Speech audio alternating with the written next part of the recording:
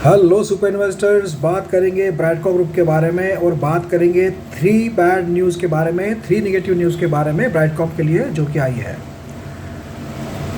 Friends, Broadcom group के बारे में बात करने के पहले आपको बता दूं, आपको स्टॉक मार्केट से रिलेटेड कोई भी सर्विस चाहिए होगी तो आप व्हाट्सएप करके पूछ सकते हो 9545850000 इस नंबर पर।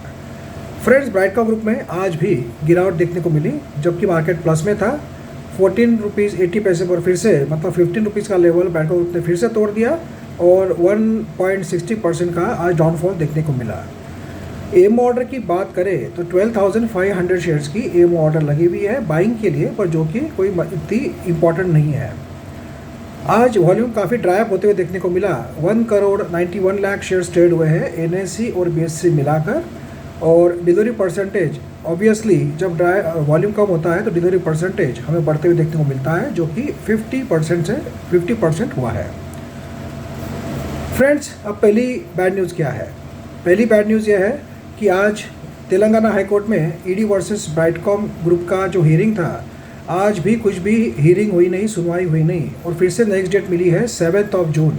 7 जून की अगली तारीख मिली है। मैंने आप लोगों को बार बार बताया था कि ये जो तारीखें हैं ये चलती रहेगी। हम लोग एक्सपेक्ट करते हैं कि बस ये इसमें कुछ तो बड़ी न्यूज़ आ जाएगी और शेयर भाग जाएगा, और यही चक्कर में काफ़ी लोग बैठे रहे, वो एग्जिट नहीं किए या फिर एवरेज करते गए और पैसा फंसता गया। अब फिर से 7 जून। अब 7 जून क्यों है? बिकॉज बीच में कोर्ट को छुट्टियाँ है, समर हॉलीडेज़ है, जिसके कारण अब 7 जून काफ़ी लंबी तारीख मिली है अगले हियरिंग की। मतलब वहाँ से भी कोई होप नहीं है।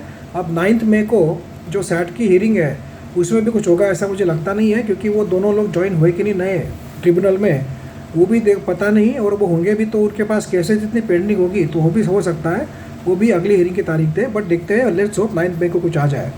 तो पहली बैड न्यूज़ क्या थी कि ईडी का जो हियरिंग था तेलंगाना हाई कोर्ट में, वो अभी 7 जून अगली तारीख मिली है।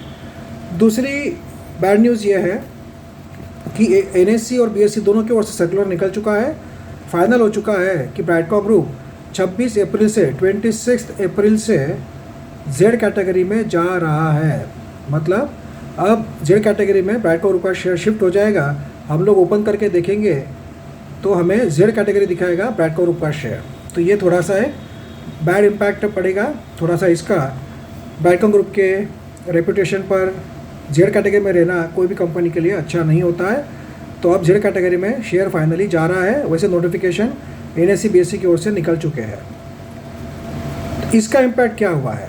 अगला bad news number 3, Broadcom group को 3 इंडेक्स में से बाहर निकाल दिया गया है एनएससी और बीएससी के द्वारा, मेनली एनएससी के द्वारा।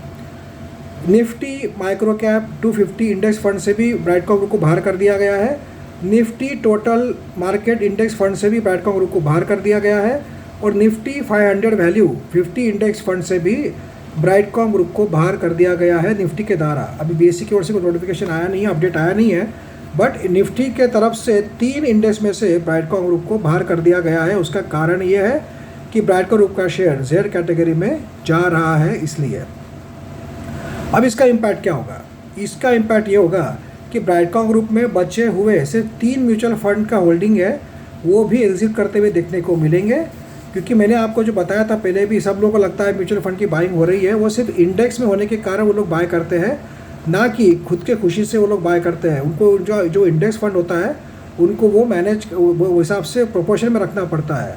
तो अब जैसे ही ये 3 इंडेक्स में से ब्राडकॉम ग्रुप का शेयर बाहर हुआ है, तो आपको ये महीने में ही मोतीलाल ओसवाल का भी जो होल्डिंग है वो गायब होते हुए दिखेगा, यूटीआई का भी होल्डिंग गायब होते हुए दिखेगा, और ग्रो का भी होल्डिंग गायब होते हुए दिखेगा।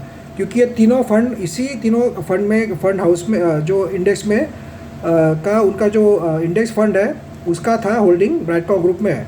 अब ये तीनों ही इंडेक्स फंड से ब्राडकॉम ग्रुप को बाहर कर दिया गया है, तो ऑटोमेटिकली मोतीलाल ओसवाल, यूटीआई और ग्रो का भी होल्डिंग हमें जाते हुए दिखेगा। और हो सकता है अगले महीने में जब हम लोग म्यूचुअल फंड होल्डिंग दिखे तो हमें कोई भी म्यूचुअल फंड का होल्डिंग ब्राडकॉम ग्रुप में देखने को नहीं मिलेगा। तो ये 3 नेगेटिव न्यूज़ आई है अभी ब्राडकॉम ग्रुप के लिए, बट आशा करते हैं कि शेयर ज़्यादा नहीं गिरे, क्योंकि ऑलरेडी बहुत ज़्यादा गिर चुका है। और एक प्रॉब्लम यह है कि आज यूएस मार्केट में काफ़ी गिरावट है वेरियस रीजंस के कारण, तो हो सकता है हमारा मार्केट भी कल गिरे, और ये भी हो सकता है जिसके कारण ब्राइडकॉम ग्रुप में हमें और भी करेक्शन देखने को मिले। आशा करते हैं कि ज़्यादा नहीं गिरे और मैनेजमेंट जो कि अभी कुछ भी रिएक्ट नहीं कर रही है, कुछ भी रिस्पॉन्स नहीं दे रही है, आशा करते हैं कि इन्वेस्टर लोगों का जो फ़ायदा है, इंटरेस्ट है, वो देखते हुए वो जल्दी कोई एक्शन ले, जिसके कारण ये जो बैक टू बैक प्रॉब्लम्स आ रहे हैं वो कुछ ना आए और शेयर फिर से रिकवरी दिखाए। Thank you friends.